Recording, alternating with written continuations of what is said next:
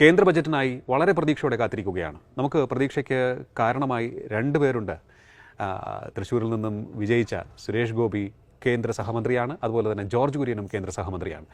ഇതിലൂടെ BJPക്ക് വലിയ വളർച്ച കേരളത്തിൽ ലഭിക്കാൻ ഉതകുന്ന സഹായം കേന്ദ്ര നേതൃത്വത്തിൽ നിന്നും ഉണ്ടാകും എന്നാണ് കേരളത്തിലെ BJP നേതാക്കൾ കരുതുന്നതും എന്ന് തോന്നുന്നു. എന്തായാലും നമുക്ക് പരിശോധിക്കാം. ചർച്ചയിൽ പങ്കെടുക്കാനായി നമ്മോടൊപ്പമുണ്ട് രാഷ്ട്രീയ നിരൂപകൻ ശ്രീ ഫക്രുദ്ദീൻ അലി. നമസ്കാരം, സ്വാഗതം. ഇനിയിപ്പോൾ 2026 നിയമസഭാ തെരഞ്ഞെടുപ്പ് വരാൻ പോവുകയാണ്.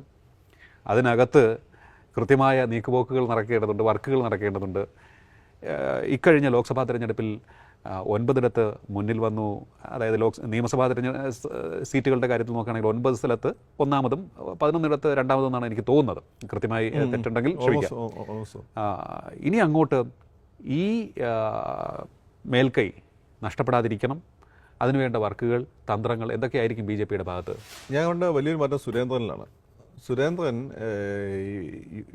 യുവമോർച്ചയുടെ നേതാവായിരിക്കുമ്പോൾ ഭയങ്കര പവർഫുള്ളായിരുന്നു. BJPയുടെ നേതാവായ പ്രസിഡന്റ് വന്നതിന് ഷെയ്ഡ് അതിൻ്റെ നേര് മാത്രമായി പോയിരുന്നു. എല്ലാം സുരേന്ദ്രനെതിരായിരുന്നു. അപ്പം സുരേന്ദ്രൻ്റെ നെഗറ്റീവ് കാലഘട്ടം കഴിഞ്ഞു. ഞാൻ തന്നെ പറഞ്ഞിട്ടുണ്ട്, സുരേന്ദ്രൻ അണ്ടറിൽ BJPയുടെ നമ്പർ 1 പടവലങ്ങ കേരളത്തിൽ BJP താഴോട്ടാണ് വളരുന്നത്. സത്യമായിരുന്നു.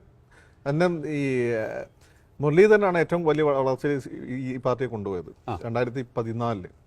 അതിന് 2016 അത് ആ രീതിയിൽ തന്നെ പോയി. അത് കഴിഞ്ഞ് അദ്ദേഹത്തിന് വന്ന് കുമ്മനം വന്നു, പിന്നെ പിള്ള വന്നു. പിള്ളയ്ക്ക് ശേഷം അദ്ദേഹം വന്ന നിയമസഭാ ഇലക്ഷന് 12% വോട്ടിലേക്ക് കൂപ്പുകുത്തി BJP രണ്ടാമത് വന്ന സ്ഥലത്തോ ജയിക്കേണ്ട സ്ഥലത്തോ ബൈ ഇലക്ഷൻ വട്ടിയൂർക്കാവിലൊക്കെ നടന്ന സമയത്ത് ഇദ്ദേഹം തോറ്റു. BJP തോറ്റു. കഴിഞ്ഞ നിയമസഭാ ഇലക്ഷൻ ഉള്ള ഒരു സീറ്റും കൂടി CPM പൂട്ടിച്ചു. അപ്പം അങ്ങനെ സുരേന്ദ്രൻ തൊടുന്നതെല്ലാം പ്രശ്നമായിരുന്നു. പക്ഷെ അത് കഴിഞ്ഞിട്ട് ഈ ഇലക്ഷൻ്റെ സമയം നമ്മൾ കേരളത്തിൽ ഇതുവരെ കണ്ടതിൽ ഏറ്റവും വലിയ ഒരു മാർജിനിലേക്ക് BJP 20% വോട്ട് നേടും. അത് വളരെ ഇമ്പോർട്ടൻ്റ് ആണ്. 20% വോട്ട് കിട്ടിക്കഴിഞ്ഞാൽ പിന്നെ BJP ഭയങ്കര വളർച്ചയാണ്. എല്ലാ സ്റ്റേറ്റുകളും അങ്ങനെ 20% എത്താനായിരുന്നു ബുദ്ധിമുട്ട്. 20% എത്തണമെങ്കിൽ ഈ ഈഴവ വോട്ടിൽ നിന്നും ക്രിസ്ത്യൻ വോട്ടിൽ നിന്നും ഒരു കൺസോൾട്ടേഷൻ അവർക്ക് വേണ്ടിയിരുന്നു. അത് അവർക്ക് തവണ കിട്ടി. ഇനി അത് കൂടും. കാരണം BJP ജയിക്കുമെന്ന സാഹചര്യം വന്നാൽ വോട്ട് ചെയ്യുന്ന പോയ ആളുകളുണ്ട്. അപ്പോൾ സുരേന്ദ്രൻ ഇപ്പോൾ ഈ ഒരു വിജയം, പിന്നെ ഇവിടെ അദ്ദേഹം ജയിച്ചു, സുരേഷ് ഗോപി ജയിച്ചു, അത് നല്ല മാർജിൻ ജയിച്ചു. രാജീവ് ചെറിയ മാർജിനാണ് തോൽക്കുന്നത്. ആറ്റിങ്ങലിലെ CPMന്റെ സ്ട്രോങ് ഹാൻഡായ മണ്ഡലത്തിൽ മുരളി ഒന്നും കൂടി ചിലപ്പോൾ ആഞ്ഞു പിടിച്ചിരുന്ന് ജയിക്കുമായിരുന്നു. സത്യത്തിൽ ജോയ് ഇത്തിരി വോട്ട് പിടിച്ചുകൊണ്ടാണ് മുരളി തോറ്റുപോയത്. അല്ലെങ്കിൽ മുരളി ജയിക്കുമായിരുന്നാണ്. അപ്പം BJPക്ക് അനുകൂലമായി കേരളം മാറുന്നു എന്നുള്ള ഒരു വാസ്തവം സുരേന്ദ്രന് നല്ലൊരു എനർജി കൊടുത്തിട്ടുണ്ട്. ഇപ്പം നമ്മൾ കാണുന്നത് പണ്ട് യുവമോർച്ച കാലത്തെ സുരേന്ദ്രനാണ്. ഒരു എനർജി മുഖത്ത് ഫേസ് നമ്മൾ കാണുന്നുണ്ട്. ഇടയ്ക്ക് കയറി വന്ന അഹങ്കാരം പോയിട്ടുണ്ട്. പിന്നെ എല്ലാവരും ഭയങ്കര കൂളായിട്ട് ഇടപെടാൻ ശ്രമിക്കുന്നുണ്ട്. ഇനി പിന്നെ ഗണപതി വട്ടം പോലെയുള്ള സാധനങ്ങളൊന്നും നാവുന്നു വരാതിരുന്നാൽ മതി. പിന്നെ അപ്പുറത്ത് സുരേഷ് ഗോപി ഉണ്ട്. പിന്നെ കുര്യൻ പിന്നെ ഒരിക്കലും ഒരു പ്രശ്നക്കാരനല്ല. പിന്നെ മുരളീധരൻ ആണെങ്കിൽ ഇപ്പൊ കേന്ദ്രമന്ത്രി സ്ഥാനം കഴിഞ്ഞതിന് ശേഷം കൂടുതൽ ഫ്രീ ആണ്. മുരളിയും അതേപോലെ പരമാവധി എല്ലാ സ്ഥലത്തും എത്താൻ മുരളി ശ്രമിക്കുന്നുണ്ട്. പിന്നെ രാജീവ് തിരുവനന്തപുരം സെറ്റിൽ ചെയ്തിരിക്കുകയാണ് ഇപ്പോൾ. അപ്പം അതെല്ലാം കൊണ്ട് തന്നെ BJPക്ക് അനുകൂലമായൊരു സാഹചര്യമുണ്ട്. ഈ പറഞ്ഞ 19 സീറ്റുകൾ 11 + 9 20 സീറ്റുകൾ 21 സീറ്റുകൾ ഇതിൽ ജയിക്കാനുള്ള ഒരു സാധ്യതയൊക്കെ ഉണ്ട്. അല്ലെങ്കിൽ ഒരു 10 സീറ്റ് എങ്കിൽ ഉറപ്പായിട്ട് ജയിക്കാനുള്ള സാധ്യത. 10 സീറ്റ് കിട്ടിയാൽ മതി. 10 സീറ്റ് കിട്ടിക്കഴിഞ്ഞാൽ ഇവിടെ ഒന്നെങ്കിലും തൂക്ക് മന്ത്രിസഭ വരും. അതപ്പം കേരള കോൺഗ്രസിൻ്റെ ഒക്കെ സ്വഭാവമാകും. പിന്നെ അതുപോലെ തന്നെ അല്ലെങ്കിൽ ഏതെങ്കിലും ഒരു മുന്നണി ഇവിടെ ഭയങ്കരമായിട്ട് വീക്കൻ ചെയ്യപ്പെടും. അത് ഇപ്പോഴത്തെ സാഹചര്യത്തിൽ ഏറ്റവും കൂടുതൽ ഞാൻ വിചാരിച്ചു കോൺഗ്രസ് വീക്കൻ ചെയ്യപ്പെടും എന്നുള്ളതാണ്. പക്ഷേ കോൺഗ്രസ് ഈ ദേശീയ തലത്തിൽ RSS എന്നുള്ള ഒരു പ്രതിരോധം എന്ന രീതിയിൽ ആ പാർട്ടി എങ്ങനെയെങ്കിലൊക്കെ നിന്നു പോകാൻ സാധ്യതയുണ്ട്. പക്ഷേ ഇപ്പോൾ നമ്മൾ കാണുന്ന ഏറ്റവും വലിയ CPMന്റെ കാര്യത്തിലാണ്. CPMൽ ഈഴവ വോട്ടുകൾ ഇളക്കം വന്നിരിക്കുന്നു. അത് ആരിഫ് കൃത്യമായി പറയുന്നുണ്ട്. ആരിഫ് അത് നമ്മൾ വേറെ ജോൺസ് ഐസക് അതൊന്നും നോക്കണ്ട. ആരിഫ് കൃത്യമായി ഈഴവ കമ്മ്യൂണിറ്റിയായിട്ട് വളരെ അടുത്ത ബന്ധം ഉള്ള ഈഴവ കമ്മ്യൂണിറ്റി വളർത്തിക്കൊണ്ടുവന്ന ആളാണ് ആരിഫ് അവിടെ. അപ്പോൾ ആരിഫിനൊപ്പം മുസ്ലിമായി കണ്ടു തുടങ്ങിയെന്നുള്ളതാണ് പ്രശ്നം. അപ്പോൾ ആ രീതിയിലേക്ക് ഈഴവ കമ്മ്യൂണിറ്റി ആലപ്പുഴയിലെ മാറ്റം വന്നതിനാൽ സൂക്ഷിക്കേണ്ട മാറ്റമാണ്. അത് ഈ രീതിയിൽ തന്നെ മുന്നോട്ട് കൊണ്ടുപോകാൻ BJP ശ്രമിക്കുകയും ചെയ്യും. ഈ തുഷാറിന് മിക്കവാറും എന്തെങ്കിലുമൊക്കെ കൊടുക്കും. ഇപ്പം പിന്നെ കേരളത്തിൽ 2 മന്ത്രിമാരുള്ളതുകൊണ്ടാണ് തുഷാറിനെ പരിഗണിക്കപ്പെടാത്തത്. അപ്പോൾ അങ്ങനെയൊക്കെ അധികാരം വന്നു കഴിഞ്ഞാൽ സ്വാഭാവിക ഈഴവ കമ്മ്യൂണിറ്റി ബേസിക്കലി കച്ചവടക്കാർ കൂടിയാണ്. എന്തെങ്കിലും ബേക്കറി കച്ചവടം തൊട്ട് വലിയ ടൂറിസ്റ്റ് വ്യവസായങ്ങൾ ടൂറിസ്റ്റ് തൊട്ട് വലിയ വ്യവസായങ്ങൾ വരെ നടത്തുന്ന ആളുകളാണ്. പിന്നെ പലരും നമുക്കറിയില്ലെങ്കിൽ പോലും പേരിൽ കേട്ടാൽ മനസ്സിലാവില്ലല്ലോ, പലരും ഈഴവന്മാരാണ്. അപ്പോൾ അവരെ സംബന്ധിച്ചിടത്തോളം അങ്ങനെ ഒരു അധികാര സ്ഥാനം കൂടി കേന്ദ്രത്തിൽ വന്നു കഴിഞ്ഞാൽ സ്വാഭാവികമായിട്ട് അങ്ങോട്ടൊരു ഒഴുക്ക് വരാൻ സാധ്യതയുണ്ട്. പിന്നെ CPMന് ഇന്നലത്തെ CPM ശരിക്കും ഇസ്ലാമികവൽക്കരിക്കപ്പെടുന്നതല്ല. കൂടുതൽ മുസ്ലിങ്ങൾ ഈ ഒരു താഴെത്തട്ടിൽ BJP ഉയർത്തുന്നു എന്ന് അവർ കരുതുന്ന ഭീഷണിക്കെതിരെ പ്രൊട്ടക്ട് ചെയ്യാൻ പറ്റുന്ന പാർട്ടി എന്ന രീതിയിൽ അങ്ങോട്ട് പോവുകയാണ്. അപ്പോൾ സ്വാഭാവികം കൂടുതൽ ആളുകൾ പോകുമ്പോൾ കമ്മിറ്റികളൊക്കെ അവർ വരും. അത് സ്വാഭാവികമായ ഒരു പ്രോസസ്സാണ്. പക്ഷെ അത് ഇഴവ സഹാക്കൾക്ക് താഴെത്തട്ട് പിടിക്കുന്നില്ല എന്നുള്ളൊരു പ്രശ്നമുണ്ട്. ആ ഒരു പ്രശ്നം CPM അഡ്രസ്സ് ചെയ്യും. പക്ഷേ അങ്ങോട്ട് പോകുന്നത് ആര് എന്നുള്ളതാണ്. ഏത് നേതൃത്വത്തിൽ പ്രവർത്തിച്ചിരുന്ന BJP അല്ലെങ്കിൽ താഴെത്തട്ടിലുള്ള ആളുകൾ മുസ്ലിങ്ങൾ പോകുന്നു എന്നുള്ളതുകൊണ്ട്, അതായത് ഇപ്പോൾ പോപ്പുലർ ഫ്രണ്ട് അത്തരത്തിലുള്ള നിലപാടുകൾ ഉണ്ടായിരുന്ന സംഘടനകളിലുള്ളവർ ആണ് കൂടുതലായി CPMലേക്ക് വരുന്നത് എന്നുള്ളൊരു ആക്ഷേപം. അല്ല, അങ്ങനെ ഒരു പ്രശ്നം എന്ന് വെച്ചാൽ ഈ സൗത്തിൽ മുസ്ലിം ലീഗ് പോലെ ഒരു പാർട്ടി ഇല്ല. അപ്പോൾ ഈ സൗത്തിലാണ് ഈ മദിനിയും എല്ലാം ക്ലച്ച് പിടിച്ചത്. നിങ്ങൾ കണ്ട പോപ്പുലർ ഫ്രണ്ടിന് ഏറ്റവും വലിയ യൂണിറ്റ് ഉള്ള ഈരാറ്റുപേട്ട പോലെയുള്ള സ്ഥലങ്ങളാണ്, തിരുവനന്തപുരത്തൊക്കെ തന്നെ. മലബാറിലല്ല സത്യത്തിൽ, മലബാർ കാസർഗോഡ് ചില ഭാഗങ്ങളൊക്കെ ഉള്ളൂ. അപ്പം അങ്ങനെ പാർട്ടി ഇല്ലാത്തത് കൊണ്ട് ഇവർ അതിൽ അഭയം ഭാവിച്ചായിരുന്നു. ഇപ്പോൾ CPM വന്നതെന്ന് വെച്ചാൽ ഒരു ഇസ്ലാമിക വിരുദ്ധ പാർട്ടി, അതായത് അവിശ്വാസികളുടെ പാർട്ടി എന്നുള്ള പേരുണ്ടായിരുന്നു. അതും അത് CPM കൂടുതൽ അത്തരം കാര്യങ്ങളൊക്കെ ഒരു അയവ് എടുത്തിയപ്പോൾ അവർക്കൊരു പാർട്ടി കിട്ടി, ഒരു ഈ പറയുന്നത് പോലെ ശക്തമായ പാർട്ടിയുടെ. അപ്പോൾ അത് അങ്ങോട്ട് നീങ്ങുന്നേ ഉള്ളൂ. അല്ലാതെ ഇതിൻ്റെ ഹാർഡ് കോർ സഖാക്കൾ ഇങ്ങോട്ട് വന്നിട്ട് എവിടെയെങ്കിലൊക്കെ നിൽക്കുന്നതിനെതിരെ CPMൽ അത് ശക്തമായിട്ടുള്ള ഇന്റേണൽ മെക്കാനിസം പ്രവർത്തിക്കുന്നുണ്ട്. അവരെ റെസിസ്റ്റ് ചെയ്യുന്നുണ്ട്. പിന്നെ അങ്ങനെ ആരെങ്കിലും അവർക്ക് എടുക്കണമെങ്കിൽ അവർ പാർട്ടിയിൽ എടുക്കുകയല്ല, സ്വതന്ത്രമൊക്കെ ആയിട്ട് നിർത്തിയുള്ളൂ.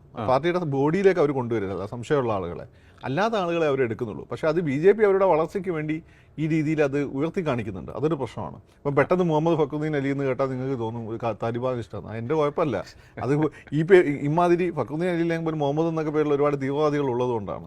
അതുപോലെ മുഹമ്മദ് റിയാസ്, അതല്ലെങ്കിൽ ഷംസീർ എന്നൊക്കെ കേൾക്കുമ്പോൾ അത് ഞങ്ങൾ ആരുടെയും കുഴപ്പമില്ല. പ്രശ്നം എന്താണെന്ന് വെച്ചാൽ ഞങ്ങളുടെ പേരുമായിട്ട് സാമ്യമുള്ള തീവ്രവാദികൾ ഇൻ്റർനാഷണൽ ലെവലിലൊക്കെ ഉണ്ട്, ദേശീയ തലത്തിലുണ്ട്. ഇവരെയൊക്കെ നിങ്ങൾ നിരന്തരം മീഡിയയിൽ പരിചയപ്പെടുത്തുന്നുണ്ട്. അപ്പോൾ ഈ മുസ്ലിം പേര് കേൾക്കുമ്പോൾ തന്നെ ആളുകൾക്ക് തീവ്രവാദ സ്വഭാവം തോന്നുന്നത് എന്ത് ചെയ്യാനാ? അല്ലാതെ ഇവരൊന്നും ഞങ്ങളുടെ തീവ്രവാദികളായിട്ടല്ലല്ലോ. ഇല്ല, ഇപ്പോൾ ഇന്നിപ്പോൾ നോക്കുമ്പോൾ ഫക്രുദ്ദീൻ അലി എന്ന രാഷ്ട്രീയ നിരൂപകൻ തന്നെ പലപ്പോഴും വലിയ രീതിയിലാണ് പിണറായി വിജയൻ എന്ന നേതാവിനെ റിഗാർഡ് ചെയ്യുന്നത്. വലിയ സ്ഥാനമാണ്, രാഷ്ട്രീയ തന്ത്രജ്ഞൻ എന്നുള്ള രീതിയിൽ. ഇപ്പോൾ അദ്ദേഹത്തിന് സ്വന്തം പാർട്ടിയിൽ നിന്നും ശക്തമായ എതിർപ്പ്. അദ്ദേഹം ഈ സംസ്ഥാന സെക്രട്ടറി ആയതിനു ശേഷം ഒരു എതിരില്ലാത്ത നേതാവായിരുന്നു. പക്ഷേ ഇപ്പോൾ അദ്ദേഹത്തിന് എതിരെ അഭിപ്രായം ഉയർന്നു വരുന്നതായി വാർത്തകളുണ്ട്. അതിൽ എത്രത്തോളം സത്യത്തിൽ നടന്നുവെന്ന് എനിക്കറിയില്ല. ഈ വാർത്തകളെ ഞാനും വിശ്വസിക്കുന്നുണ്ട്, ഇപ്പോൾ ശക്തമായ എതിർപ്പ് വരുന്നുണ്ട് എന്ന്. പിണറായി വിജയൻ്റെ കാലിടറുകയാണോ? അതൊക്കെ നമുക്ക് വെറുതെ തോന്നുന്നു. കാരണം പിണറായി വിജയൻ ഇപ്പം ലോക്സഭാ ഇലക്ഷൻ വന്ന തോൽവി കൊണ്ടാണല്ലോ ഈ പറയുന്നത്. അത് അങ്ങേര് തോറ്റു കൊടുത്താണെങ്കിലും നിങ്ങൾക്ക് അങ്ങേരെ അറിഞ്ഞൂടായിട്ടാണ്. അങ്ങേര് ഈ പറയുന്നത് അങ്ങനെ കുറേ കാലം കണ്ണൂർ പാർട്ടിയിൽ ഒന്നും ആയിരുന്നില്ല. അതായത് ഈ മൂപ്പര് അഭിപ്രായങ്ങൾ എല്ലാ കാലത്തും തോന്നുന്നത്. അങ്ങനെ അന്ന് കണ്ണൂർ പാർട്ടിയിൽ എല്ലാമായിരുന്നു M P Raghavan. M P Raghavan മൂപ്പരായിട്ട് അഭിപ്രായ വ്യത്യാസം ഉണ്ടായി. അത് മൂപ്പര ഭാഗത്താണ് ശരി, വ്യക്തിപരമായ ജീവിതത്തിലൊരു കാര്യമാണ്. മൂപ്പര ഭാഗത്താണ് ശരി. ഇങ്ങനെ ഒരു കാര്യം വന്നാൽ അങ്ങനെ ഒന്നും പറ്റില്ല. എന്താണെന്ന് കാര്യമൊന്നും ഞാൻ പറയുന്നില്ല. അങ്ങനെ മൂപ്പർ അവിടെ കണ്ണൂർ സഹകരണ ബാങ്കിൻ്റെ പ്രസിഡൻ്റായിട്ട് ചവിട്ടിയിട്ടിരിക്കുകയും കുറേ കാലം. അങ്ങനെയാണ് എം പി രാഘവൻ പാർട്ടിയിൽ നിന്ന് പുറത്താകുന്നത്. ഞാൻ കേട്ടിടത്തോളം എം പി രാഘവൻ പുറത്തായ സമയത്ത് VS പോയി കണ്ട് വിജയൻ പാർട്ടിയിലേക്ക് സജീവമായി വരണം എന്ന് പറഞ്ഞ് ജില്ലാ സെക്രട്ടറി ആക്കിയാണ്. അങ്ങനെയാണ് പിന്നെ മൂപ്പർ രാഷ്ട്രീയത്തിൽ സജീവമായിട്ടാണ് CPM പാർട്ടി കൊടുത്ത ജോലി കൃത്യമായി ചെയ്തു. സഹകരണ ബാങ്കുമായിട്ട് ബന്ധപ്പെട്ട് സജീവമായിട്ട് പിന്നെയും സംഘടനാ രംഗത്ത് കടന്നു വരുന്നത്. അത് കഴിഞ്ഞിട്ട് പിന്നെ സംസ്ഥാന സെക്രട്ടറി കാര്യമൊക്കെ നിങ്ങൾക്ക് അറിയാം. സംസ്ഥാന സെക്രട്ടറി ആയി അതായത് നമ്മൾ തൊട്ടുമുമ്പ് നോക്കുന്ന അരുവിക്കര ഇലക്ഷനാണ്. അരുവിക്കര ഇലക്ഷനിൽ CPM തോറ്റു, LDF തോറ്റു. LDF തോറ്റപ്പോൾ എല്ലാവരും, ഞാൻ ഉൾപ്പെടെ എല്ലാവരും ഈ പറയുന്നതിന് ലീഡർഷിപ്പിനെ കുറ്റം വന്നു. VS പിണറായിക്കും കൂടെ ഒരുമിച്ചൊന്ന് പോയിരുന്നെങ്കിൽ, ഒരു യാത്ര നടത്തിയിരുന്നെങ്കിൽ അത് ജയിക്കുമായിരുന്നു. കാരണം ഈഴവർക്ക് നല്ല സ്വാധീനമുള്ള സ്ഥലമാണ് എന്നൊക്കെ പറഞ്ഞു. ഈഴവന്മാരുടെ ഇടയിൽ സ്പ്ലിറ്റ് ഉണ്ടായി കഴിഞ്ഞാൽ പ്രശ്നമാണ്. എസ്പെഷ്യലി ഈഴവന്മാർക്ക്, സൗത്തുള്ള ഈഴവന്മാർക്ക് VS ഒരു ഫാക്ടറാണ്. തീയനായ പിണറായി വിജയൻ അവർക്ക് വലിയ കാര്യമല്ല. VS ഇല്ലാത്തപ്പം പിണറായിനെ കാര്യം എടുക്കും. ഇത് തീയ ഈഴവ സ്പ്ലിറ്റ് വളരെ കൃത്യമായിട്ടുണ്ട്. ഇത് മറ്റേ സിനിമയിൽ മായൻകുട്ടി V എന്ന് പറഞ്ഞ പോലെ അങ്ങനെ ഒരു സാധനമുണ്ട്. അപ്പം പക്ഷെ എന്തായിരുന്നു, പിണറായി അത് തോറ്റു കൊടുത്തായിരുന്നു. ഇപ്പം നമ്മൾ നോക്കുമ്പോൾ അതോടുകൂടി ഉമ്മൻചാണ്ടി സാറിന് അഹങ്കാരം കൂടി. അദ്ദേഹം ചില പ്രസ്താവനകളൊക്കെ നടത്തി, മീഡിയനെ മൈൻഡ് ചെയ്യാതായി, മീഡിയ എതിരായി. അടുത്ത ഇലക്ഷനിൽ എന്ത് ചെയ്തു, ഭയങ്കരമായിട്ട് കൺസോൾട്ടേറ്റ് ചെയ്തു ഉമ്മൻചാണ്ടി. അല്ലെങ്കിൽ സുറവർണ്ണം കിട്ടിയായിരുന്നു. ഉമ്മൻചാണ്ടി സാറിന് എടുത്ത കൺസോൾട്ടേഷൻ വന്നു, ആ ഗവൺമെൻറ് തോറ്റു. ഉമ്മൻചാണ്ടി സാറിനെ അതുകൊണ്ട് മാത്രമല്ല തോറ്റ്, ഐ ഗ്രൂപ്പ് വലിക്കുകയും കൂടി ചെയ്തു. ഓക്കെ, പിന്നെ അത് കഴിഞ്ഞിട്ട് നിങ്ങൾ നോക്കൂ, പിന്നെ അങ്ങോട്ട് പിണറായി വിജയൻ്റെ കാലഘട്ടമാണ്. അത് കഴിഞ്ഞ ലോക്സഭ ഇലക്ഷൻ ശബരിമല അദ്ദേഹത്തിന് അറിഞ്ഞൂടായിട്ടൊന്നുമല്ല. ശബരിമല ഒരു കത്താനുള്ള സാധ്യതയുള്ള വിഷയമാണ്. തോറ്റാലും പ്രശ്നമില്ല. ലോക്സഭ തോറ്റു അവരെന്താക്കാൻ CPM അവിടെ പോയിട്ട്. നിയമസഭയാണ് വേണ്ടത്. അപ്പോൾ എന്ത് ചെയ്തു, ഈ ഗവൺമെൻറ്റിനെതിരെയുള്ള ദേഷ്യം മൊത്തം ജനങ്ങൾ അതിൽ വോട്ട് ചെയ്ത് തീർത്തു. അത് കഴിഞ്ഞിട്ട് ബൈ ഇലക്ഷൻ പതുക്കങ്ങ് പിടിച്ചു, ക്വാർട്ടർ ഫൈനലാക്കി. സെമി ഫൈനൽ പഞ്ചായത്ത് ഇലക്ഷൻ വരുന്ന സമയത്ത് കിറ്റും കോവിഡും എല്ലാം കൂടി വന്നു കഴിഞ്ഞിട്ട് എന്ത് ചെയ്തു, സെമി ഫൈനൽ തൂത്തുവാരി. പിന്നെ കോൺഗ്രസിന് സമയം പോലും കിട്ടിയില്ല, ആഘാതത്തിന് തിരിച്ചു പിടിച്ചു. ഇതും ഏതാണ് അങ്ങനെയൊക്കെ തന്നെ ആയിരിക്കും. അല്ലെങ്കിൽ ഇത്തിരി വലിയ മാർജിന് രാഘവേട്ടൻ കോഴിക്കോട് കോൺഗ്രസ് പാർട്ടി ഇല്ലാത്ത സ്ഥലം, രാഘവേട്ടൻ ജയിക്കുന്നത് 1.5 ലക്ഷത്തിന്. ഉണ്ണിത്താൻ ചേട്ടനെ നല്ലതൊക്കെ പറഞ്ഞാണ് അന്ന് നമ്മൾ ഇവിടുന്ന് ഡിസ്കസ് ചെയ്തത്. ഞാൻ പേഴ്സണലി മൂപ്പര് ജയിക്കാൻ ആഗ്രഹിച്ച ആളാണ്, എൻ്റെ സുഹൃത്താണ്, അത് നന്മയുള്ള മനുഷ്യനാണെന്ന് എനിക്കറിയാം. പക്ഷേ ജയിക്കില്ല എന്നാണ് നമ്മൾ വിചാരിച്ചത്. ജയിച്ച 1 ലക്ഷം വോട്ട് ഉണ്ണിത്താൻ ചേട്ടനെ കണ്ണുകളിൽ പോയിട്ടുണ്ടാവും. ഇതും പാർട്ടി വോട്ടാണ് പോയിട്ടുള്ളത്. ഇതെങ്ങനെ പോയത് പിണറായിൻ്റെ ഒരു രീതി മൂപ്പര് ജനങ്ങളുടെ സെൻസ് എങ്ങനെ മൂപ്പര് നന്നായിട്ട് അറിയാം, എവിടെ വെപ്പിച്ചാൽ വോട്ട് എതിരാവുമെന്ന് അറിയാം. അങ്ങനെ മൂപ്പര് വെപ്പിച്ചിട്ടുണ്ട് കഴിഞ്ഞാണ് ഈ ശബരിമല സമയത്ത് ഇത്തവണയും. ഇനി അങ്ങോട്ട് മൂപ്പര് എവിടെയൊക്കെ ജനങ്ങൾ സന്തോഷിക്കുമെന്ന് മൂപ്പർക്ക് അറിയാം. മൂപ്പര് അവിടെയൊക്കെ കയറി സന്തോഷിപ്പിക്കുകയും ചെയ്യും. അത് ശരി. അങ്ങനെ പോലെ രാഷ്ട്രീയ തന്ത്രജ്ഞൻ എന്ന് വെച്ചാൽ മോഡി പോലും ഇത്തരം ചില കാര്യങ്ങളിൽ അങ്ങനെ പിന്നിൽ നിൽക്കേണ്ടി വരും. അപ്പോൾ ഈ ആരിഫ് തോറ്റതും ശൈലജ ടീച്ചർ തോറ്റതും കരീമയ്ക്കൊക്കെ ഇത്രയേറെ വോട്ട് അത് തന്നെ ഈ ഇത്രയും പ്രമുഖ നേതാക്കന്മാർ തോൽക്കുമ്പോൾ എന്ത് ചെയ്യും? അപ്പോൾ നമ്മൾ വിചാരിക്കും CPM-ന്റെ കാലം കഴിഞ്ഞു, കാലം കഴിഞ്ഞു എന്ന് വിചാരിച്ച് നമ്മളെല്ലാം അറ്റാക്ക് ചെയ്യും. അറ്റാക്ക് ചെയ്യുന്ന സമയത്ത് മൂപ്പരെന്താ ജനകീയമായ പദ്ധതികളൊക്കെ ആയിട്ട് അങ്ങ് മുന്നോട്ട് വരും. ആകപ്പാട് തലവേദന SFI ആണ്. ഇപ്പോൾ അദ്ദേഹം SFI ഇപ്പോഴും പിന്തുടരും. അതാണ് അതിന്റെ കാര്യം എന്ന് വെച്ചാൽ SFI മാത്രമേ ഉള്ളൂ ഇപ്പോൾ സജീവമായിട്ട് പിന്നെ ഫീൽഡിൽ ഇറങ്ങുന്ന സംഘടന. രക്ഷാപ്രവർത്തനം തന്നെയാണെന്നാണ് ഇപ്പോഴും പറയുന്നത്. CITU പണ്ടത്തെ പോലെ അത്ര ചാകാൻ പറഞ്ഞ ചാകുന്ന ഒരു സംഘടന ഒന്നല്ല. DYFIക്കാരന് മിക്കവാറും ഇപ്പോൾ ജോലിയൊക്കെ ഉണ്ട്. അവനും ഇപ്പോൾ ഈ പണിക്കുന്നത് അവനെ ഭാര്യമാർക്കല്ലേ വിവരമുണ്ട്. അത് വരുതി കൂടുതൽ ഭർത്താക്കന്മാരെ ഉന്തി തള്ളി വിടുന്നില്ല. പണ്ടത്തെ ഭാര്യമാരെ പോലെ ഒന്നല്ല.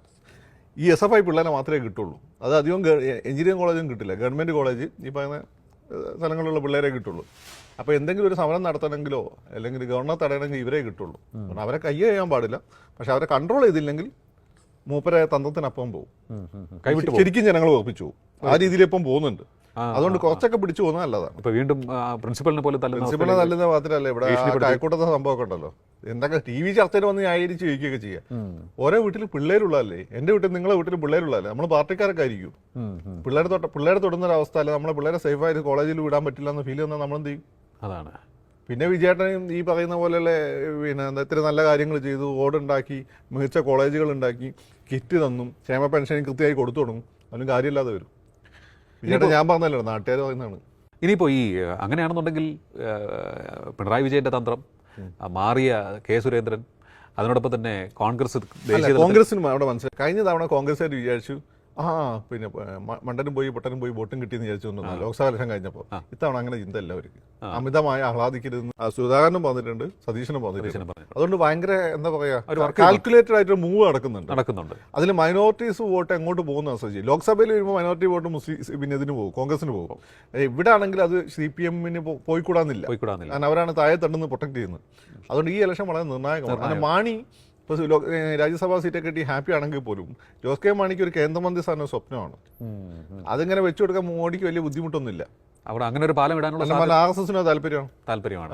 അങ്ങനെയാണെന്നുണ്ടെങ്കിൽ കുറെ കൂടി ഒരു മുന്നണി ശക്തമാകും കേരളത്തിലല്ലേ? മുന്നണി ഈ NDA ശക്തി. പക്ഷേ പെട്ടെന്നുണ്ടാവില്ല. ഈ നിയമസഭാ ഇലക്ഷനിൽ LDF തിരിച്ചടി വന്നാൽ മാണി ചിലപ്പം ചാടും. മാണിക്ക് അങ്ങനെയൊന്നുമില്ല. അപ്പോൾ അങ്ങനെ ഒരു സംഭവം. അപ്പോൾ ഇനി അങ്ങോട്ട് അല്ല ഇനി അങ്ങോട്ട് അപ്പോൾ തന്ത്രം വളരെ ശക്തമായി തന്നെ BJP-യുടെ ഭാഗത്തു നിന്നുണ്ടാകും. ഈ ലോക്സഭാ തെരഞ്ഞെടുപ്പിൽ കിട്ടിയ നേട്ടം ക്യാപിറ്റലൈസ് ചെയ്യണം വരുന്ന തെരഞ്ഞെടുപ്പിൽ. ആ രീതിയിൽ അവർ നീങ്ങും. അവരങ്ങനെ നീങ്ങുന്ന സമയത്ത് അവർക്ക് ഇപ്പോൾ ഏതാണ്ട് ഒരു ഫിക്സഡ് വോട്ട് കുറച്ചുണ്ട്. കാരണം ഒരു മാറ്റം വരണമെന്ന് ആഗ്രഹിക്കുന്ന ആളുകൾ ഇവിടെ വേറൊരു ട്രേഡ് ഓൾട്ടർനേറ്റീവ് വരാത്തതുകൊണ്ട് അവരിലേക്ക് ശ്രദ്ധിക്കുന്നുണ്ട്. ഈ രീതിയിൽ SFI-ന്റെ പ്രവർത്തനം കൊണ്ട് പോയി കഴിഞ്ഞാൽ ആലപ്പുഴയിൽ ഈഴവരുടെ സ്വഭാവം മാറും. അത് ആലപ്പുഴയിൽ ഈഴവരുടെ സ്വഭാവം മാറിക്കഴിഞ്ഞാൽ അതങ്ങ് തൃശ്ശൂരോട്ട് കൊല്ലം വരെ അതിൻ്റെ ഇമ്പാക്ട് വരും. അത് BJP-ക്ക് അനുകൂലമാകും. അത് ശ്രദ്ധിക്കണം. ഈ SFI ഈ കളിയും കൊണ്ട് പോകുമ്പോൾ ഏറ്റവും വലിയ പ്രശ്നം. കാരണം ഈ പാവപ്പെട്ട കോളേജുകളിൽ ഈ ആർട്സ് ആൻഡ് സയൻസ് കോളേജിലൊക്കെ ഗവൺമെൻറ് കോളേജിലേക്ക് വരുന്ന പിള്ളേർ നല്ലൊരു പങ്കും പാവപ്പെട്ട ഈഴവൻ്റെ മക്കളും പാവപ്പെട്ട നായരുടെ മക്കളും ഈ ദളിത് പിള്ളേരൊക്കെയാണ്. ഇവർക്ക് പിള്ളേരെ വിദേശത്ത് കൊണ്ടുപോകാൻ അയക്കാനുള്ള പിന്നെ എന്താണ് സാമ്പത്തികമില്ല. അങ്ങനെ കൊളാട്രൽ കെട്ടി വെച്ചാലേ എഡ്യൂക്കേഷൻ ലോൺ കിട്ടുള്ളൂ. അപ്പോൾ അവർക്കതില്ല. അപ്പോൾ ഇവർ ഈ കോളേജുകളിലേക്കാണ് പിള്ളേരെ അയക്കുന്നത്. അല്ല ഇപ്പോഴത്തെ പിള്ളേരുടെ ആഗ്രഹം പുറത്തു പോയി പഠിക്കാന്നുള്ളതാണ്. അതായത് ദുൽഖർ സൽമാന്റെ സിനിമ വന്നതോട് കൂടിയിട്ടാണ് ഇത് ശക്തിപ്പെട്ടത്. ജോലി കിട്ടും, അവിടെ പോയി എന്താ സ്ഥിതിയൊന്നും ചോദിക്കരുത്. ഇത് വാസ്തവമാണ്. അപ്പോൾ അവരാണ് ഈ ഗവൺമെന്റ് കോളേജിൽ പോകുന്നത്. അപ്പോൾ ആ പിള്ളേരാണ് ഈ രീതിയിൽ എന്താ ഉപയോഗിക്കപ്പെടുന്നത്. കേസ് വരുന്നത് ഈ പിള്ളേരുടെ പേരിലാണ്. മനസ്സിലായില്ലേ? അവർക്കാണ് പഠിക്കാൻ പറ്റാത്ത സാഹചര്യം വരുന്നത്. അവിടെ ഒരുത്തൻ ഓക്കെ എന്നാൽ ഈ കോൺഗ്രസ് നേതാവാന്ന് വിചാരിച്ചു കഴിഞ്ഞാൽ അവന് അടി കിട്ടുന്ന അവസ്ഥയാണ്. അപ്പോൾ അതെന്ത് ചെയ്യും? അപ്പോൾ ഇവർ നോക്കുന്ന സമയത്താണ് അപ്പുറത്ത് എന്താണ് ഷംസീർ, റിയാസ്, സത്യത്തിൽ ഇവരൊക്കെ നല്ല സഹാക്കളാണെന്നുള്ളതൊക്കെ അങ്ങ് പാക്കും. അപ്പുറത്ത് ചിലപ്പോൾ ഇടതുപക്ഷത്തിന് വേണ്ടി ചിലപ്പോൾ സംസാരിക്കുന്ന ഫക്രുദ്ദീനായിരിക്കും, അതും മുസ്ലിം, സുഡാപ്പി, ജിഹാദി എന്നൊക്കെ വിചാരിക്കും. ഇതൊക്കെ മാറ്റിയെടുക്കാൻ വലിയ ബുദ്ധിമുട്ടൊന്നുമില്ല. അപ്പോൾ നോക്കുമ്പോൾ എന്ത് ചെയ്യും? BJP അനുകൂലമായിട്ട് വരും. പക്ഷെ പണ്ട് SFI ആയാലും DYFI ആയാലും അവരുടെ നേതൃത്വമൊക്കെ വളരെ സംസ്കാര സമ്പന്നരായിരുന്നു, നേതൃത്വത്തിലുള്ളവരൊക്കെ. പക്ഷേ ഇപ്പോൾ അന്ന് ആദർശത്തിന് വേണ്ടിയുള്ള പോരാട്ടങ്ങളായിരുന്നു. പക്ഷേ ഇന്നിപ്പോൾ നോക്കുമ്പോൾ ആ പോരാട്ടങ്ങളുടെ ആദർശമൊക്കെ അങ്ങ് പോയി. ഉള്ളവരല്ലേ എടുക്കാൻ പറ്റുള്ളൂ. പണ്ടൊക്കെ നല്ല വിവരമുള്ള പിള്ളേർ ആർട്സ് ആൻഡ് സയൻസ് കോളേജിൽ വരികയായിരുന്നു, എല്ലാ കമ്മ്യൂണിറ്റി. അങ്ങനെ രാജേഷ്, സ്വരാജ് ഒക്കെ വന്നത്. നമ്മളൊക്കെ അങ്ങനെയാണ് SFI താഴെ തട്ടിൽ വന്നത്, റിയാസിന്റെ കണ്ടറിൽ വന്നിട്ടുള്ളത്. ഇന്നിപ്പോൾ അതല്ലല്ലോ. നല്ല അത്യാവശ്യം ബിയറുള്ള പിള്ളേർ ഒന്നും സ്കോളർഷിപ്പ് കിട്ടി പുറത്തു പോകും, അല്ലെങ്കിൽ ഈ പറയുന്ന അത്യാവശ്യം കാശുള്ള വീട്ടിലെ പിള്ളേരാണെങ്കിൽ എവിടുന്ന് എഡ്യൂക്കേഷൻ ലോൺ സംഘടിപ്പിച്ച് അവർ പുറത്തു പോകും. അപ്പോൾ വളരെ പാവപ്പെട്ട പിള്ളേരും വളരെ അങ്ങനെയുള്ള ബാക്ക്ഗ്രൗണ്ടുള്ള പിള്ളേരെ വിടുന്നത്. അതിൽ നിന്ന് നിങ്ങൾക്ക് ആവശ്യനെ പോലെ നേതാവിനൊക്കെ കിട്ടുള്ളൂ, അല്ലാണ്ട് എം പി രാജേഷിനെ പോലെ നേതാവിനും കിട്ടില്ല. ഉള്ളത് നല്ല എടുക്കാൻ പറ്റുള്ളൂ. അപ്പോൾ അത് എന്തായാലും തലവേദന തന്നെയായിരിക്കും CPM-ന്. ആണ്. പിന്നെ വേറൊരു കാര്യം ഞാൻ പറഞ്ഞത്, ഇപ്പം അരുന്ധതി എന്ന പെൺകുട്ടി ഉണ്ടായിരുന്നു. അവൾ പണ്ട് പ്രസംഗ മത്സരത്തിൽ എന്നെ തോൽപ്പിച്ചിട്ടുണ്ട്. ഒന്നല്ലേ, നല്ല പ്രസംഗിയാണ്, സിനിമാ നടിയാണ്, യൂണിവേഴ്സിറ്റി കോളേജ് നല്ല സഖാവായിരുന്നു. അവളത് കഴിഞ്ഞ് ഹൈദരാബാദ് യൂണിവേഴ്സിറ്റി പോയി. ഈ അരുന്ധതി ബ്രാഹ്മണാണ് ബേസിക്കലി. അപ്പോൾ അവിടെ ചുംബന സമരത്തിൽ പങ്കെടുത്തു. ഇവിടുന്ന് കുറേ പിന്നെ സുഡാപ്പികളൊക്കെ എഴുതി, പിന്നെ മൗദൂദിസ്റ്റുകൾ അരുന്ധതിയുടെ വെളുത്ത ചുംബനത്തിൽ കറുത്ത ചുംബനങ്ങൾ ഒലിച്ചുപോയി. കാരണം അരുന്ധതി ചുംബിച്ചപ്പോൾ അത് ന്യൂസായി, പറ്റുന്നതായില്ല. അതോടുകൂടി അരുന്ധതി പരിപാടി നിർത്തി തോന്നുന്നു. അരുന്ധതി ഇപ്പോൾ എവിടെയാണെന്ന് അറിയില്ല. സത്യത്തിൽ SFI വളർത്തിക്കൊണ്ടുവരേണ്ട നേതാവായിരുന്നു അരുന്ധതി. ബ്രാഹ്മണായതാണ് ആ കുട്ടിയുടെ നെഗറ്റീവായ ക്വാളിറ്റി. ഇവിടെ റാങ്ക് കിട്ടിയതാണ് ആ കുട്ടിയുടെ നെഗറ്റീവായ ക്വാളിറ്റി. അരുന്ധതി നമ്മൾ പിന്നെ പാർട്ടി സർക്കിൾ എവിടെയും കണ്ടിട്ടില്ല. അപ്പം അങ്ങനെയുള്ള ആളുകൾ അവരെയും കൂടി വളർത്തിക്കൊണ്ട് വരണം. എന്നിട്ട് പാർട്ടിയുടെ ഫേസ് എന്ന രീതിയിൽ അവരും കൂടി വരണം, എങ്കിലും അത് ബാലൻസ് ചെയ്ത് പോകുള്ളൂ. മുമ്പ് അത് ചെയ്തിരുന്നു. അത് ആഷോനെ പോലുള്ള സഹാക്കൾ എല്ലാ സമയത്തും ഉണ്ടായിരുന്നു. അതെന്ന് വെച്ചാൽ അവരെപ്പോഴും പാർട്ടിയെ താഴെത്തട്ടിൽ നടത്തിക്കൊണ്ട് പോകുന്ന അതാത് കാലഘട്ടത്തിന്റെ സെൻസിബിലിറ്റീസ് അനുസരിച്ച് രൂപം കൊണ്ടുവരുന്ന ആളുകളാണ്. പക്ഷെ അത് കൗണ്ടർ ബാലൻസ് ചെയ്യാൻ ഇങ്ങനെ ഒരു സാധനം വേണം. അതിപ്പോൾ ഈ പാർട്ടിയിലില്ല. ഇനിയിപ്പോൾ പാർട്ടിയിലല്ല, SFIയിലില്ല. ഇനിയുള്ള കാലങ്ങളിൽ നോക്കുമ്പോൾ നമുക്കിപ്പോൾ തിരുവനന്തപുരത്തിൻ്റെ കാര്യമെടുക്കുമ്പോൾ ലോക്സഭാ തെരഞ്ഞെടുപ്പിൽ ഈ തീരദേശ വോട്ടുകളാണ് അവസാനവും പഴയതുപോലെ തന്നെ നിർണായകമായത്. ഇപ്പോൾ തീരദേശ മേഖലയിൽ ജോർജ് കുര്യൻ്റെ പ്രവർത്തനം അവരുടെ പ്രശ്നങ്ങൾ പരിഹരിക്കുന്നതിലേക്ക് ആണോ എന്നൊരു സംശയമുണ്ട്. അദ്ദേഹം വളരെ ശക്തമായി അവിടേക്കൊക്കെ പോകുന്നു, പ്രശ്നങ്ങൾ കേൾക്കുന്നുണ്ട്, പരിഹരിക്കുമെന്ന് ഉറപ്പ് കൊടുക്കുകയും ചെയ്യുന്നുണ്ട്. അതുപോലെ തന്നെ സുരേഷ് ഗോപി തൃശ്ശൂരിൽ കൺസോൾട്ടേറ്റ് ചെയ്യും എന്നുള്ള ഒരു സൂചനയും നമുക്ക് കിട്ടുന്നുണ്ട്. വലിയ വികസന പദ്ധതികൾ വരുന്നത്. തൃശ്ശൂർ ബേസിക്കലി ഒരു ഹിന്ദുത്വ മണ്ഡലം, ഹിന്ദു അല്ല. കാരണം തൃശ്ശൂർ അവിടുത്തെ ഈ കൂടൽമാണിക്യ ക്ഷേത്രം, നാലമ്പലങ്ങൾ, അതുപോലെ തന്നെ കൂടൽമാണിക്യം നാലമ്പലത്തിൽ വരുന്നതാണ്, പിന്നെ ഗുരുവായൂർ ക്ഷേത്രം, മമ്മിയൂർ, ഇതൊക്കെ വെച്ചുകൊണ്ട് ബേസിക്കലി അവരുടെ ലൈഫ് ആ ക്ഷേത്രങ്ങളായിട്ട് വന്നത്. അല്ല, ബാലാമണിയാണ് ബേസിക്കലി ആ നാട്ടുകാർ. അപ്പോൾ അവരെ ഒരു ഹിന്ദു സാധനമുണ്ട്. കർണാടകം വളരെ കൃത്യമായി അഡ്രസ്സ് ചെയ്തത് ഇതാണ്. അതുകൊണ്ടാണ് ഈ തൃശ്ശൂരാണ് സത്യത്തിൽ കേരളം ആര് ഭരിക്കണം തീരുമാനിക്കുന്നത്. അവിടെയുള്ള 10ഓളം നിയോജക മണ്ഡലങ്ങളാണ് അങ്ങോട്ടും ഇങ്ങോട്ടും മാറാവുന്ന മണ്ഡലം. അങ്ങനെ മാറാൻ കാരണം വെച്ചാൽ അവിടെ നായർ, ഈഴവൻ, ക്രിസ്ത്യാനി, മുസ്ലിം എല്ലാം ഏതാണ്ട് തുല്യമായ രീതിയിലുണ്ട്. ഒന്നാമത് ഹിന്ദു വരും, രണ്ടാമത് ക്രിസ്ത്യൻ വരും, മൂന്നാമത് മുസ്ലിം വരും. ഈ കമ്മ്യൂണിറ്റി വൈസ് എടുത്ത് നോക്കിക്കഴിഞ്ഞാൽ ഏതാണ്ട് ഈ രീതിയിൽ തന്നെ വരും. അപ്പോൾ തൃശ്ശൂർ അങ്ങോട്ടും ഇങ്ങോട്ടും മാറാവുന്ന ഒരു സ്ഥലമാണ്. തൃശ്ശൂരാണ് 2014 ഇലക്ഷനിൽ BJPക്ക് ഏറ്റവും കൂടുതൽ വോട്ട് കിട്ടിയിട്ടുള്ള സ്ഥലം. ഏതാണ്ട് 17% വോട്ട് അവിടെ കിട്ടി. ഈ 17% വോട്ട് അന്ന് വെച്ചാൽ കേവലം ഹിന്ദു വോട്ട് മാത്രമാണ്. 17 എന്നുള്ള മൾട്ടിപ്ലൈ 32%. അതായത് ടോട്ടൽ ഹിന്ദു വോട്ടിൻ്റെ 32% അന്ന് BJP കിട്ടിയിട്ടുണ്ട്. അതിൻ്റെ കൂടെ അന്നേ ഞാൻ പറഞ്ഞു കുറച്ച് 5% ക്രിസ്ത്യൻ വോട്ട് കൂടി കിട്ടിയ ചിത്രമാണ്. അതാണ് ഇപ്പോൾ സുരേഷ് ഗോപിൻ്റെ കാലത്ത് കണ്ടത്. അപ്പം ഈ തൃശ്ശൂർ സത്യത്തിൽ സുരേഷ് ഗോപിനെ പോലെ MP വരികയും അദ്ദേഹം ഡെലിവർ ചെയ്യാൻ കൂടി വേണം. കാരണം ഭയങ്കര എക്സ്പെക്ടേഷൻ ഉണ്ട്. പിണറായി വിജയനെ സംബന്ധിച്ചിടത്തോളം ഭയങ്കര എക്സ്പെക്ടേഷനാണ്. അദ്ദേഹം ഡെലിവർ ചെയ്യാൻ കൂടി ചെയ്തു കഴിഞ്ഞാൽ തൃശ്ശൂർ വളരെ പെട്ടെന്ന് തന്നെ BJPക്ക് അനുകൂലമായിട്ടുള്ള 10 നിയോജക മണ്ഡലങ്ങളും മാറും. അത് വളരെ ഇമ്പോർട്ടൻ്റ് ആണ്. കാരണം അങ്ങനെ ഒരു സ്ഥലമാണ്. കാരണം അവിടെയുള്ള ക്രിസ്ത്യാനിക്ക് പോലും ഒരു ഹിന്ദു മനസ്സുള്ള സ്ഥലമാണ്. പൂരം ക്രിസ്ത്യാനികളുടെ കൂടിയാണ്, അല്ലെങ്കിൽ ക്രിസ്ത്യാനികളുടേതാണ് തൃശ്ശൂർ പൂരം. മറ്റേ തൃപ്പയാപൂരാണ് ഹിന്ദുക്കളുടെ പൂരം. മനസ്സിലായില്ല? ആ രീതിയിലുള്ള സ്ഥലമാണ്. കാരണം തൃശ്ശൂർ പൂരം ഇന്നത്തെ പൂരം ശക്തനാണ്. ഈ കോട്ടയത്ത് നിന്നൊക്കെ ക്രിസ്ത്യാനികൾ അവിടെ കൊണ്ടുപോയി താമസിച്ച കച്ചവടത്തിന് വേണ്ടിയിട്ട്. അപ്പോൾ തൃശ്ശൂർ അങ്ങനെ സംസ്കാരമുള്ള സ്ഥലമാണ്.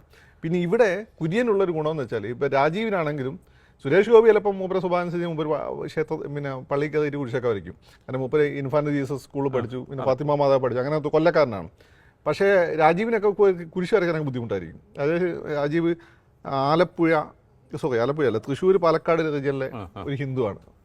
ബേസിക്കലി റൂട്ട്സ് അവിടെയാണ്. അങ്ങനെ കുരിശ് വരയ്ക്കാൻ കുറച്ചൊരു ബുദ്ധിമുട്ടുണ്ടാകും. പക്ഷേ അവിടെ പോയി കുരിശ് വരയ്ക്കാനോ മാമോദീസ ചടങ്ങിൽ പങ്കെടുക്കാനോ അല്ലെങ്കിൽ കുംഭസാരം ചെയ്യാനോ ഒരു കുഴപ്പമില്ലാത്ത ആളാണ് ആര്, ഈ പറഞ്ഞ ജോർജ് കുര്യൻ. അതാണ് ജോർജ് കുര്യൻ്റെ ഇമ്പോർട്ടൻറ്റ്.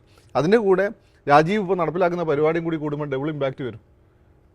അതോടുകൂടി ഇനിയിപ്പോൾ നിങ്ങൾ നോക്കിയാൽ കുറേ ക്രിസ്ത്യൻ നേതാക്കന്മാർ ഇവിടുന്നൊക്കെ BJPയിൽ എമർജ് ചെയ്ത് വരും. BJP ക്രിസ്ത്യൻ നേതാവായി പോയി കഴിഞ്ഞാൽ മറ്റു പാർട്ടിയിൽ പോയിട്ട് ചെയ്യുന്ന പോലെ ഉടായ്പ ചെയ്യാൻ പറ്റില്ല. ഓക്കെ. അപ്പോൾ എന്തായാലും കേരളത്തിൽ BJPയുടെ തന്ത്രം പക്കയാണ്. അവർ ആ യന്ത്രം പ്രവർത്തിപ്പിക്കാനുള്ള സോഫ പക്കയാണ്. പക്ഷെ അവർ മനസ്സിലാക്കേണ്ട രണ്ട് കാര്യം, രാജീവിൻ്റെ അടുത്ത ടീമായിട്ട് വരുമ്പോൾ ഇവിടെയുള്ള ലോക്കൽ ലീഡർഷിപ്പിലെ BJP ജയിക്കണം എന്ന് ആഗ്രഹിക്കുന്ന ഒരുപാട് ആളുകളുണ്ട്. അവരുമായിട്ട് നന്നായിട്ട് പിന്നെ കോർഡിനേറ്റ് ചെയ്യണം. കഴിഞ്ഞ കോർഡിനേഷനിൽ ചില പ്രശ്നങ്ങൾ പറ്റിയിരുന്നു. രണ്ടാമത്തെ കാര്യം, ഓരോ കാര്യം BJP ചെയ്യുമ്പോഴും RSSന്റെ കൺസെന്റ് പൂർണ്ണമായും കിട്ടിയിരിക്കണം. അല്ലെങ്കിൽ RSS കൺസെന്റ് കിട്ടിയിട്ടില്ലെങ്കിൽ ഇതിന് ഗുണമില്ലാതെ RSSന്റെ കോർ വോട്ട് കിട്ടിയില്ലെങ്കിൽ നടക്കില്ല. ഒരൊറ്റ ചോദ്യം കൂടി.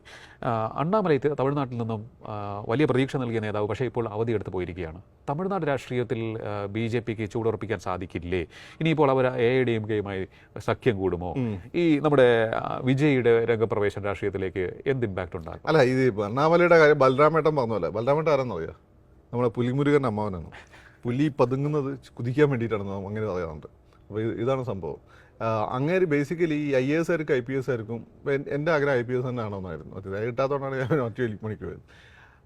അത് കിട്ടിക്കഴിഞ്ഞാൽ എൻ്റെ അടുത്ത പ്ലാൻ എന്ന് വെച്ചാൽ 10 വർഷം ജോലി എടുത്തതിന് ശേഷം പിന്നെ പുറത്തെ യൂണിവേഴ്സിറ്റി മറ്റേ ഫെലോഷിപ്പ് സംഘടിപ്പിച്ച് പുറത്ത് റിസർച്ച് ചെയ്യണമെന്നുണ്ടായിരുന്നു. ഇത് ഇങ്ങനെയുള്ള ആളുകളുടെ ഒരു ആഗ്രഹമാണ്. കാരണം IAS IPS കിട്ടിക്കഴിഞ്ഞാൽ ഫെലോഷിപ്പ് കിട്ടാൻ കുറച്ച് എളുപ്പമാണ്, അല്ലെങ്കിൽ ബുദ്ധിമുട്ടാണ് താരതമ്യേന. അപ്പോൾ അണ്ണാമലയ്ക്ക് അങ്ങനെ ആഗ്രഹമുണ്ടോ? ഇപ്പോഴാണ് ടൈം അദ്ദേഹത്തിന് കിട്ടിയിട്ടുള്ളൂ. അല്ല, അദ്ദേഹം അവിടെ ഒരു പരാജയമൊന്നുമല്ല. അണ്ണാമല വോട്ട് പെർസെൻറ്റേജ് 18% കൂട്ടി. കുറേ നിയോജകമണ്ഡലം അവർ രണ്ടാമത് ജയിച്ചില്ല എന്നേ ഉള്ളൂ. മനസ്സിലായില്ലേ? മാത്രമല്ല, അവർ തമിഴ് രാഷ്ട്രീയത്തിൽ AIDMK ഇപ്പോൾ ഏതാണ്ട് ഇല്ലാതായിക്കൊണ്ടിരിക്കുകയാണ്. ആ സ്ഥലത്തേക്ക് എമേർജ് ചെയ്യാൻ പോകുന്ന രണ്ടുപേരും, ഒന്ന് വിജയുടെ പാർട്ടിയും ഒന്ന് BJPയുമാണ്. ഭാവിയിൽ ഈ DMK മക്കളുടെ രാഷ്ട്രീയത്തിലേക്ക് ആകുമ്പോൾ DMKയിലെ ദ്രവീഡിയ സാധനം എന്ത് ചെയ്യും? വിജയിലേക്ക് പോവുകയും അതിലൊരു 15% 20% ഈ BJPയിലേക്ക് വരും. ഇതാണ് തമിഴ് രാഷ്ട്രീയത്തിൽ ഇനി വരാൻ പോകുന്ന ധ്രുവീകരണം. അതിന് 10-15 വർഷം എടുക്കും. അപ്പം അണ്ണാമലയ്ക്ക് തന്നെയാണ് സാധ്യത. അണ്ണാമലയെ പ്രധാനമന്ത്രി സ്ഥാനാർത്ഥിയെ വരെ കാണുന്ന ആളുകളുണ്ട്. മനസ്സിലായില്ലേ? മോഡി, അമിത്ഷാ അവർക്കൊക്കെ കാര്യമാണ്. അപ്പോൾ അദ്ദേഹം ഇപ്പോൾ ലീവ് എടുത്തിരിക്കുന്നത് അദ്ദേഹത്തിൻ്റെ ആഗ്രഹം സാധിപ്പിക്കാൻ വേണ്ടിയിട്ടാണ്. പിന്നെ ഇങ്ങനെ കഴിഞ്ഞ 5 വർഷം നിരന്തരമായി ഫീൽഡിലല്ലേ. അപ്പോൾ ബ്രിട്ടീഷുകാർ പറയുക ബ്രിട്ടനിലെ ക്ലൈമാറ്റ് ബുദ്ധിപരമായ വളർച്ചയ്ക്ക് ഏറ്റവും നല്ലതാണ്. അവർ പറയുന്നതാണ്, ഞാൻ പറയുന്നതല്ല. അപ്പോൾ അതുകൊണ്ടാണ് അവർ ലോകം കീഴടക്കുന്നത്. അപ്പോൾ അവിടെ പോയി കുറച്ച് കാറ്റൊക്കെ കൊള്ളാമെന്ന് വിചാരിച്ച് പോയതായിരിക്കും. അല്ല വേറെ സംഭവമല്ല. ഇയാളെ BJP അമിത്ഷായോ മോഡിയോ വിടുമോ? അങ്ങനെ കരുതുന്നുണ്ടോ? സുരേഷ് ഗോപിനെ ഇവർ വിടുമോ? സുരേഷ് ഗോപിനെ പോലെ കാണുന്ന ആളാണ് അങ്ങനെ. ഈ വിജയ്ക്ക് BJPയോട് അടുപ്പം എന്തെങ്കിലും ഉണ്ടാകുമോ? ഇനി അങ്ങോട്ട് സാധ്യതയല്ല. വിജയിൻ്റെ അച്ഛൻ വിജയിൻ്റെ ബുദ്ധി വിജയിൻ്റെ അച്ഛനാണ്. അച്ഛൻ ചന്ദ്രശേഖരൻ പഴയ സഖാവാണ്. ദ്രവീഡിയൻ രാഷ്ട്രീയത്തിന് വലിയ സ്വാധീനമുള്ളതാണ്. സ്ത്രീ വിമോചനത്തിന് വേണ്ടിയുള്ള സിനിമകളൊക്കെ എടുത്ത് റഹ്മാൻ അതിനാ സിനിമകളിൽ മിക്കുന്ന നായകൻ. അങ്ങനെയുള്ള ആളാണ് ഈ അദ്ദേഹത്തിൻ്റെ അച്ഛൻ ചന്ദ്രശേഖരൻ എന്ന് തോന്നുന്ന പേര്. അപ്പം അതുകൊണ്ട് അദ്ദേഹത്തിൻ്റെ പ്ലാനാണ് ഈ പ്ലാൻ. വിജയിൻ്റെ ഓരോ ഘട്ടത്തിലുള്ള പ്ലാൻ അദ്ദേഹത്തിൻ്റെ പ്ലാനാണ്. അതുകൊണ്ട് ആ പ്ലാൻ അനുസരിച്ച് BJP ആയിട്ട് ഒത്തുപോകാൻ സാധ്യത വളരെ കുറവാണ്. അതുകൊണ്ടാണ് ഇയാൾ വേറൊരു ഐഡൻറ്റിറ്റി ഉണ്ടാക്കി നിൽക്കാൻ ശ്രമിക്കുന്നത്. മാത്രമല്ല, അവിടെ BJP അപ്പുറത്ത് വരുമ്പോൾ ദ്രവീഡിയൻ പൊളിറ്റിക്സിനെ മക്കൾ രാഷ്ട്രീയത്തിൽ നിന്ന് മാറ്റി ദ്രവീഡിയൻ പൊളിറ്റിക്സ് ആയി നിലനിർത്തണമെന്ന് ആഗ്രഹിക്കുന്ന ഒരുപാട് ആളുകളുണ്ട്. അവരെയാണ് വിജയ് അഡ്രസ്സ് ചെയ്യുന്നത്. ഓക്കെ. എന്തായാലും കേരളത്തിൽ BJP ഇപ്പോൾ ഒരു ശരിയായ ട്രാക്കിലേക്ക് വന്നു എന്നുള്ള അഭിപ്രായമാണ് വന്നിരിക്കുന്നത്. അത് കാത്തിരുന്ന് കാണാം. ഒപ്പം തന്നെ പിണറായി വിജയനെ നമുക്ക് ആർക്കും അറിയില്ല. അദ്ദേഹം ഏറ്റവും തന്ത്രശാലിയായ നേതാക്കളിൽ ഒരാളാണ്. ഇനി അങ്ങോട്ട് അദ്ദേഹത്തിൻ്റെ തന്ത്രങ്ങളാണ് കാണാനിരിക്കുന്നത് എന്ന്. അതായത് കേരളത്തിൽ ഈ വരാൻ പോകുന്ന നിയമസഭാ തെരഞ്ഞെടുപ്പിലും ശക്തമായ ത്രികോണ മത്സരമായിരിക്കും നമ്മൾ കാണാൻ പോകുന്നത് എന്ന് കാത്തിരുന്ന് കാണാം. ചർച്ചയിൽ പങ്കെടുത്ത ശ്രീ ഫക്രുദ്ദീൻ അലിക്ക് നന്ദി. ടോക്കിംഗ് പോയിന്റ് അധ്യായം ഇവിടെ പൂർണ്ണമാകുന്നു. നമസ്കാരം.